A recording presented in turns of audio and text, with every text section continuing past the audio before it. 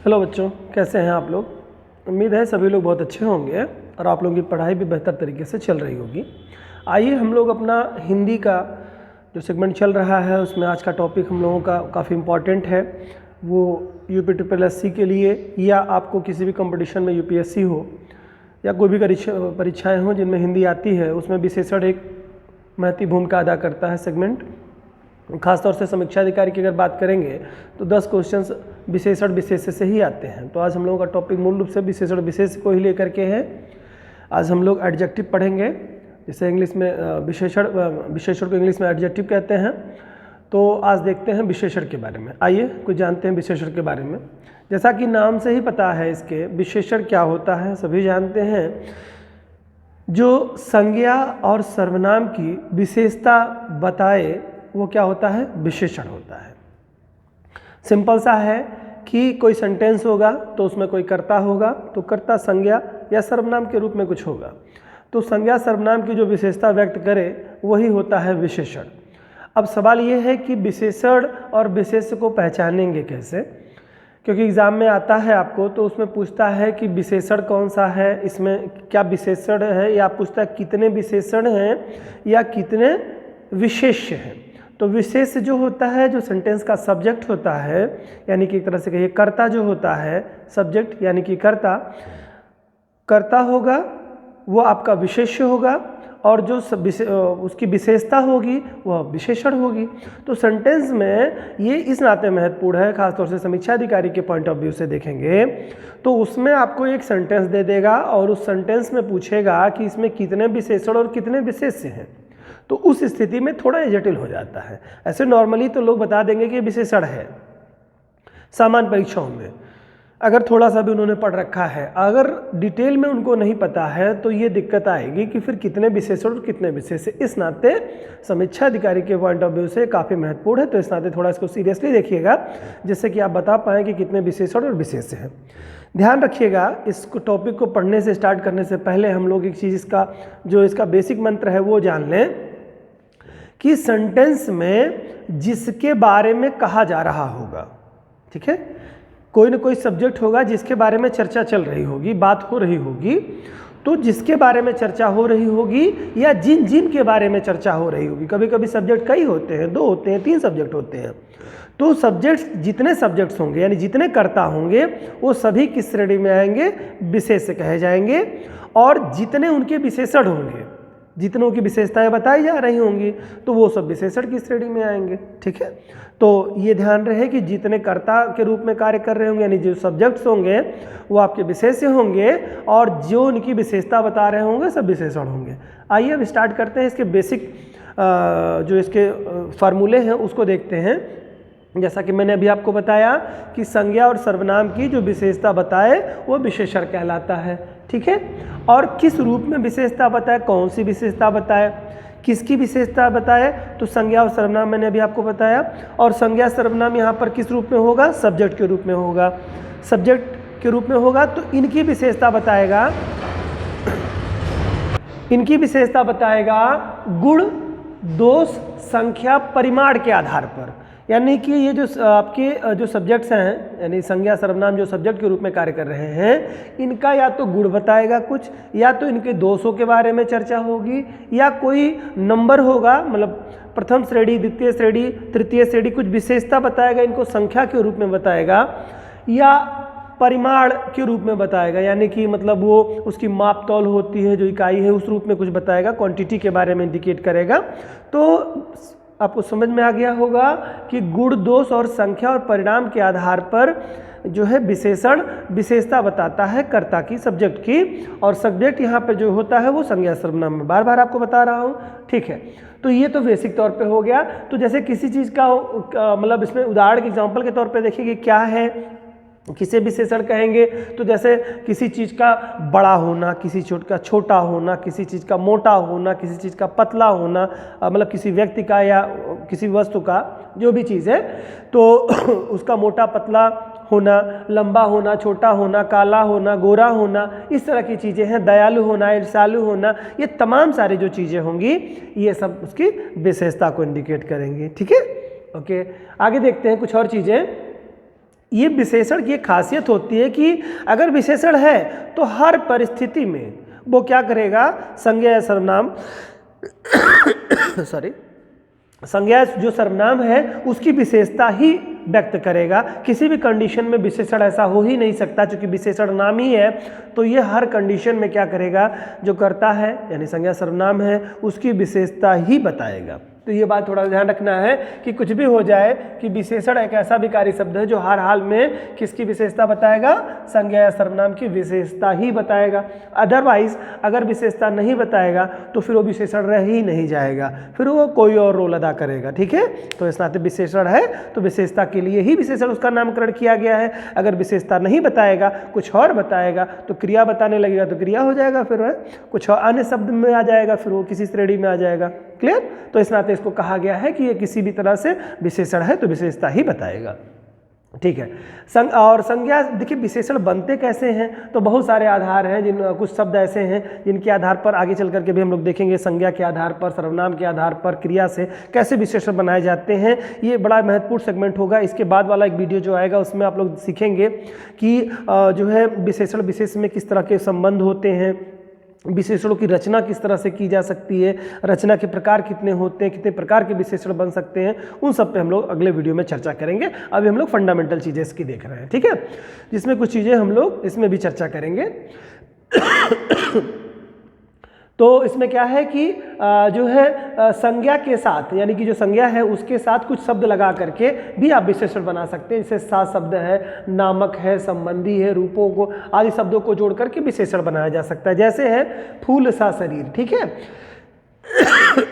तो इसमें आप लोग देख रहे हैं यहाँ पर सा शब्द जो लग करके क्या कर रहा है, विशेषण बना दे रहा है। ठीक है, करोलदा इसमें कर रहा है। फिर राम है, राम नामक पुत्र है। ठीक है, तो इस तरह की चीज़ें हैं। गृह संबंधी है, मोह रूपी अहंकार है, अंधकार है। ये सब जो है संज्ञा, सर्वनाम, क्रिया और अवयव सभी से विशेषण बनते हैं। यानी कि जो विशेषण बनते हैं तो कोई ज़रूरी नहीं है कि किससे विशेषण बनाएंगे, तो विशेषण बनाने के लिए आपको संज्ञा से भी विशेषण बनाए जा सकते हैं। हम आपको आगे वाले वीडियो में भी हमने जिक्र किया कि आगे वाले वीडियो में हम लोग चर्चा करेंगे उसमें कि इसमें कैसे बनाया जा रहा है। तो संज्ञा से भी हम लोग विशेषण बना सकते हैं, सर्वनाम से भी बना सकते हैं, क्रिया से भी बना सकते हैं, अवयव से भी विशेषण का निर्माण हम कर सकते हैं। ठीक है, उदाहरण के रूप में देखते हैं कुछ एक यहाँ पर, जैसे कि संज्ञा से कैसे बनाएंगे। तो मान लो अगर कोई व्यक्ति है, उसका है पेट, तो पेट क्या हो जाएगी, एक पर्टिकुलर एक प्लेस की बात कर रहा है, एक क्षेत्र मतलब बॉडी के हिस्से की बात कर रहा है, तो वो एक संज्ञा के रूप में आएगा। तो उसमें लगा दिया शब्द टू लगा दिया तो पेटू हो गया, पेट में बड़ाओं की मात्रा लगा दी तो पेटू हो गया। तो लोभ है, लोभी हो गया। पहाड़ है, पहाड़ी है। पहाड़ आप जानते हैं कौन सी संज्ञा आता है आपका, कौन सा ये है, मतलब संज्ञा के प्रकार में आप देखेंगे तो कौन से जातिवाचक संज्ञा के अंतर्गत आपका आता है। ठीक है, तो पहाड़ है तो पहाड़ी हो जाएगा। ठीक है, क्रोध है तो क्रोधी हो जाएगा, भाववाचक संज्ञा है ना। तो इस तरह से आपका विशेषण बनता चला जाएगा।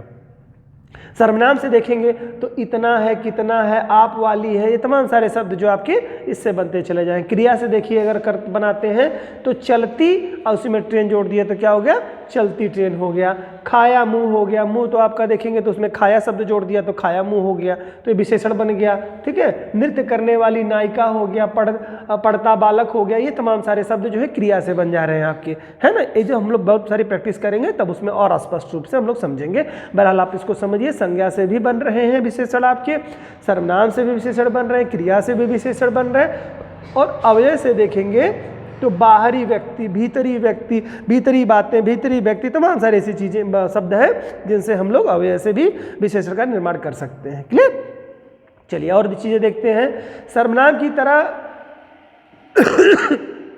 तरह भी विशेषण का प्रयोग होता है। ठीक है, सर्वनाम की तरह भी विशेषण का प्रयोग होता है। यानी कहीं कहीं पर आप देखेंगे जो विशेषण है वो क्या है, सर्वनाम की तरह यूज में लाया जाता है। जैसे एक दूसरे से मित्रता रखो, यहाँ तो एक आता है एक जाता है। इसमें अगर आप देखेंगे तो आपको बहुत अच्छी तरीके से स्पष्ट हो जाएगा कि सर्वनाम की तरह भी विशेषण का यहाँ पे प्रयोग हो रहा है। ठीक है, थोड़ा भी जो हमने अभी जिक्र किया था शुरुआत में विशेषण विशेष्य के संदर्भ में, वो भी थोड़ा सा आप देखें कि जैसे विशेषण और विशेष्य के बारे में कुछ जानना है, क्या जानना है वो देखते हैं। जिस संज्ञा या सर्वनाम शब्द की विशेषता बताई जाए उसे क्या कहते हैं, विशेष अभी मैंने बताया था आपको, जैसे कोई शब्द है गीता सुंदर है, तो कौन सुंदर है भाई? तो जो सुंदर है, जिसके बारे में बात हो रही है, जिसके बारे में बात हो रही है, किसके बारे में? गीता जी के बारे में बात हो रही है, तो गीता जी क्या हो जाएंगी यहाँ पर? विशेष्य हो जाएंगी, और चूंकि वो सुंदर है तो ये उनका विशेषण हो जाएगा। ठीक है, तो यहाँ पर आपका विशेष हो जाएंगे गीता जी, और सुंदरता उनका विशेषण हो जाएगा। इसी तरह से विशेषण शब्द विशेष से पूर्व भी आते हैं और बाद में भी आते हैं। यानी विशेषण की एक खासियत होती है कि कोई ज़रूरी नहीं विशेषण पहले आए या बाद में आए, कभी कभी विशेषण पहले शब्दों में लगा रहता है और कभी कभी विशेषण बाद में भी लगा रहता है। ठीक है, तो वही बात बता रहे हैं। जैसे क्या है यहाँ पर? थोड़ा सा जल लाओ, यहाँ पर एक शब्द है, तो यहाँ पर देख रहे हैं थोड़ा सा जो शब्द लगा हुआ है आपका, ये क्या है? जल लाओ, जल के पहले लगा हुआ है, तो यानी कि ये पूर्व में लगा, यानी विशेषण पूर्व में लग करके बन रहा है। उसी तरह से 1 मीटर कपड़ा ले जाना। ठीक है, तो यहाँ पर क्या 1 मीटर जो शब्द लग रहा है, ये क्या लग रहा है? 1 मीटर कपड़ा जो शब्द आपका लग रहा है, ये इसके पहले अगर देखेंगे तो ये पहले लग रहा है आपकी। ठीक है, ये विशेषण के रूप में कार्य कर रहा है, यानी 1 मीटर इसमें स्पेशलाइज्ड कर दे रहा है। ठीक है, कपड़े की विशेषता व्यक्त हो जा रही है, 1 मीटर कपड़ा वो इसकी विशेषता बता दे रहा है। उसी तरह से अगर बाद में देखेंगे, यह रास्ता लंबा है, तो लंबा है। ठीक है, यह रास्ता है और उसमें बाद में लग गया लंबा, तो लंबा है, ये विशेषण हो गया उसका। उसी तरह से खीरा कड़वा है, तो खीरा है क्या है? कड़वा है, विशेषता बाद में लग गई विशेषण। तो इस तरह से यानी विशेषण कुल मिला के आपको समझना ये है कि विशेषण पहले भी लगता है और विशेषण बाद में भी लग करके बनता है। ठीक है, तो विशेषण के कार्यों के बारे में देखते हैं। ये करता क्या है? किसी वस्तु अथवा व्यक्ति की क्या करता है? विशेषता बताता है। ठीक है, विशेषण है तो वही काम करेगा ही। जैसे रमेश स्वस्थ है, लाल घोड़ा दौड़ रहा है। ठीक है, तो एक सेंटेंस ये आपका दिया हुआ है। इसके अलावा अगर आप देखेंगे तो हीनता का भी बोध कराता है, ये बहुत सारी चीज़ें कराता है। क्या क्या कराता है? जैसे इससे देखेंगे, कोई ज़रूरी नहीं, हाँ एक बात ये जाननी बहुत ज़रूरी आपके लिए है कि विशेषण का मतलब ऐसा नहीं है कि विशेषता केवल पॉजिटिव ही होगी, विशेषता निगेटिव भी होती है। कि जैसे कोई चीज़, कोई बीमार है या कोई बहुत बदमाश है, तो वह भी उसकी विशेषता है। ठीक है, वह भी विशेषता करता है। कोई हैंडीकैप है, कोई दिव्यांग है, तो वह भी उसकी विशेषता है, किसी बालक की, किसी व्यक्ति की। ठीक है, तो विशेषता कोई ज़रूरी नहीं कि आप एक सकारात्मक व्यू में ही लेके चले, वो नकारात्मक सेंस ही भी विशेषण को बताता है, विशेषता को बताता है। जैसे हीनता का बोध कराता है, अर्थ सीमित कर देता है। ठीक है, संख्या का बोध कराएगा, मात्रा का बोध कराएगा, ये सब भी कार्य विशेषण के हैं। ठीक है, जैसे कुछ एक शब्द में बता रहा हूँ आपको। जैसे हीनता का बोध विशेषण से कैसे होता है? जैसे बीमार वृद्ध, कोई बीमार है, वृद्ध है, तो क्या किसी वृद्ध व्यक्ति की विशेषता बता दे रहा है कि वो बीमार है, तो ये क्या कर रहा है? एक हीनता को इंडिकेट कर दे रहा है। ठीक, इसी तरह से पढ़ते छात्र, तो छात्र हैं उसके साथ पढ़ते लग गया है, तो पढ़ते छात्र हो गए, तो छात्रों की विशेषता क्या हो गई? कि वो छात्र पढ़ रहे हैं। ठीक है, सॉरी। इसके अलावा आप देखेंगे अर्थ सीमित करता है, तो पढ़ते छात्र यानी कि लिमिटेड कर दे रहा है, छात्र जो है उनको पढ़ने के बारे में इंडिकेट कर दे रहा है। इसके अलावा अगर आप देखेंगे संख्या का बोध कराना, तो संख्या क्या है? 5वां बालक। ठीक है, यानी कि निश्चित संख्या का बोध करा दे रहा है। और मात्रा का बोध कराना कि 10 किलो गेहूँ, 10 किलो आटा, 10 किलो चावल, जो भी समथिंग इस तरह से परिमाण का बोध करा दे रहा है, मात्रा का बोध करा दे रहा है। तो ये भी अर्थों को भी सीमित कर देता है, ऐसी चीज़ें करता है, अर्थ को सीमित कर देगा, संख्या का बोध कराएगा, मात्रा का बोध कराएगा, हीनता का बोध करा सकता है, और अति प्रसन्नता, उत्साह का बोध करा सकता है, कुछ भी करा सकता है। विशेषण की विशेषता होती है। अब विशेषण कितने प्रकार के होते हैं ये देख लेते हैं। विशेषण कुल मूल रूप से 4 प्रकार के होते हैं। ठीक है, विशेषण आपके 4 प्रकार के होते हैं। एक तो होता है गुणवाचक विशेषण, दूसरा आपका होता है संख्यावाचक, परिमाणवाचक और सर्वनामिक। कौन कौन से हो गए? 4 प्रकार के विशेषण आपके हो गए। एक तो आपका हो गया गुणवाचक विशेषण हो गया, संख्यावाचक विशेषण हो गया, परिमाणवाचक विशेषण हो गया, सर्वनामिक विशेषण हो गया। ठीक है, सर्वनामिक विशेषण को ही आप संकेतवाचक विशेषण के नाम से भी जानते हैं। तो विशेषण के कुल 4 प्रकार हैं। आइए थोड़ा इसके बारे में भी देखते हैं कि कैसे हम जान पाएंगे। कभी कभी एग्जाम में यह भी पूछ लेता है कि यह विशेषण किस प्रकार का है, तो इंपॉर्टेंट यहाँ से सब होना शुरू हो रहा है। तो कृपया थोड़ा ध्यान से इसको समझने की कोशिश करिएगा। ये जितना आपको सहज लग रहा है वह भी उतना सहज, लेकिन अगर जरा सी भी लापरवाही हो जाएगी तो आपके 1 नंबर चले जाएंगे। तो विशेषण आप जान तो जाएंगे, लेकिन आपको यह भी पता होना चाहिए किस तरह का विशेषण है। क्लियर?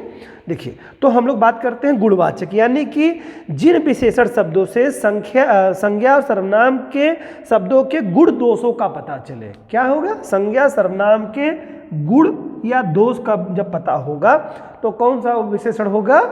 गुणवाचक विशेषण होगा। ठीक है, जैसे है क्या, कोई भी इमोशंस है, कोई भी भाव है, बेटा ध्यान से समझिएगा, भाव है विशेषण के रूप में यूज हो रहा है, तो कौन सा उस सेंटेंस में कौन सा विशेषण यूज हो रहा है? तो गुणवाचक विशेषण है।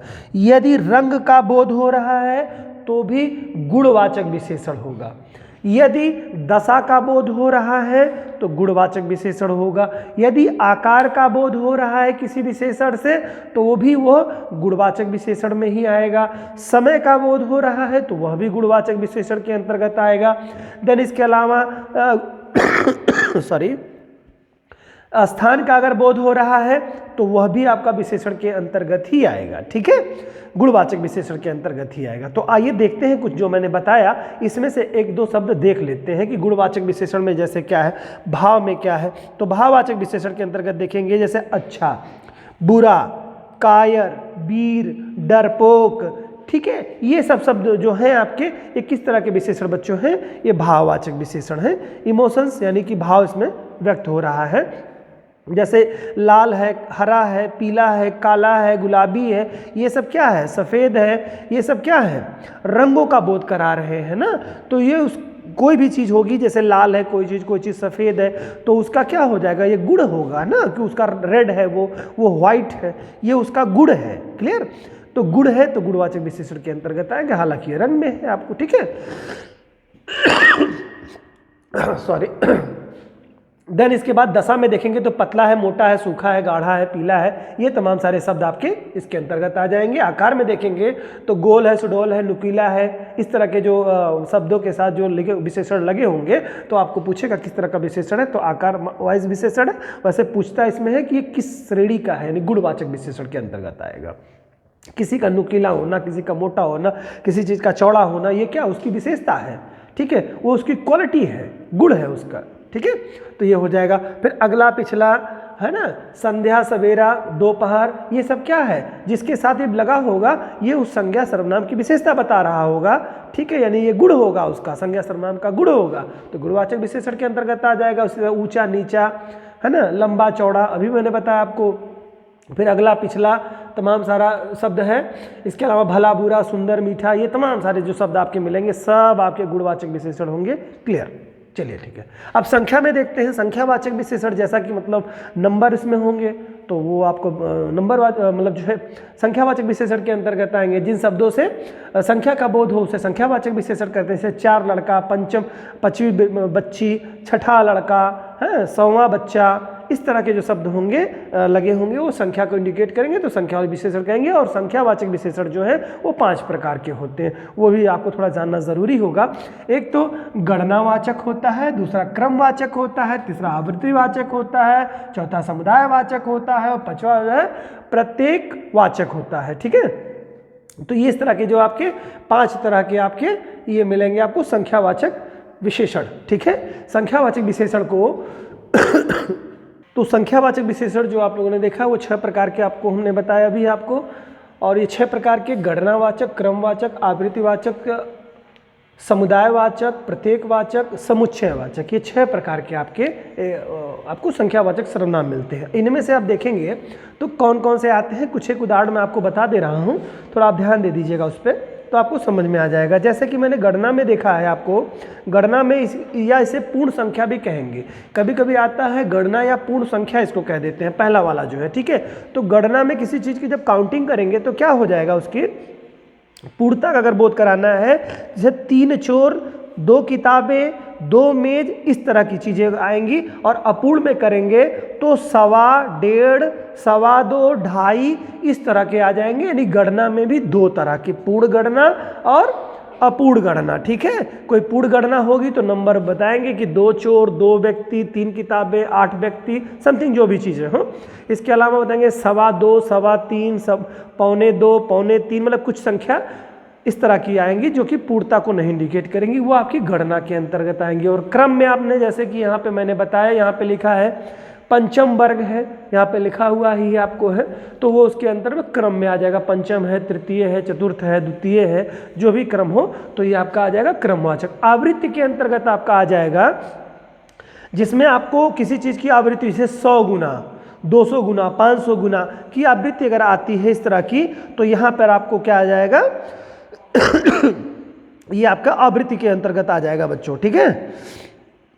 इसके अलावा समुच्चय के अंतर्गत देखेंगे तो उसमें क्या हो सकता है आप लोगों को, समुच्चय में क्या होगा, संख्या के समुदाय का बोध कराता है ये। चारों लड़के, दोनों भाई, इस तरह के जो होंगे जो है समुदाय विशेष को लेकर के पूरा इंडिकेट करेगा, तो समुदायवाचक हो जाएगा। इसके अलावा प्रत्येक वाचक के अंतर्गत आएगा जिसमें कि रिपीटेशन होगा, यानी कि एक तरह से सेंस ये कहेगा कि एक आवृत्ति के रूप में कार्य करेगा, जैसे प्रत्येक व्यक्ति, हर एक आदमी, इस तरह के सेंस आपके प्रत्येक वाचक के अंतर्गत आपके आएंगे। और समुच्चय बोधक के अंतर्गत जो आपके शब्द आने वाले हैं वो शब्द आपके इस तरह के आएंगे, जैसे दर्जन, जोड़ा, ठीक है, 32, शताब्दी, इस तरह के जो संख्याएं आएंगी वो समुच्चय को इंडिकेट करने वाले होंगी, ठीक है। उम्मीद है आप समझे होंगे इस चीज़ को। और इसके बाद में तीसरा जो प्रकार होता है वो आपका परिणामवाचक विशेषण होता है। परिमाणवाचक विशेषण 2 तरह का होता है, एक निश्चित परिमाण और एक अनिश्चित परिमाण, ठीक है। इसमें क्या होता है कि जो संज्ञा सर्वनाम है, विशेषण शब्दों से किसी की मात्रा का बोध होता है, मात्रा या माप तौल का ज्ञान हो, किसी मात्रा या माप तौल का ज्ञान हो तो वह विशेषण क्या होगा, परिमाणवाचक विशेषण हो जाएगा, ठीक है। जैसे थोड़ा, बहुत, 3 मीटर, तो यहाँ पर क्या है, एक निश्चित में देखेंगे, यहाँ पर अगर देखेंगे 3 मीटर अगर हम देखेंगे तो निश्चित परिणाम का बोध करा रहा है, और थोड़ा या बहुत ये अनिश्चित का परिणाम का बोध करा रहा है। तो इस तरह के आपको शब्द मिलेंगे, वो हम लोग प्रैक्टिस में ज़्यादातर देखेंगे तो आपको समझ में आएगा, अदरवाइज वीडियो थोड़ी बड़ी हो जाएगी तो बोरिंग लगेगी आपको, इस नाते आप मूल चीज़ें समझें इसमें। और अगर हम देखें सर्वनामिक विशेषण, जिसे हम लोग संकेतवाचक विशेषण के नाम से भी जानते हैं, इसमें हम देखते हैं क्या होता है, जो सर्वनाम शब्द जो होते हैं ना, सर्वनाम शब्द वो विशेषण के रूप में अगर यूज हुए हों तो वही क्या होता है, सर्वनामिक विशेषण उन्हें कहा जाता है।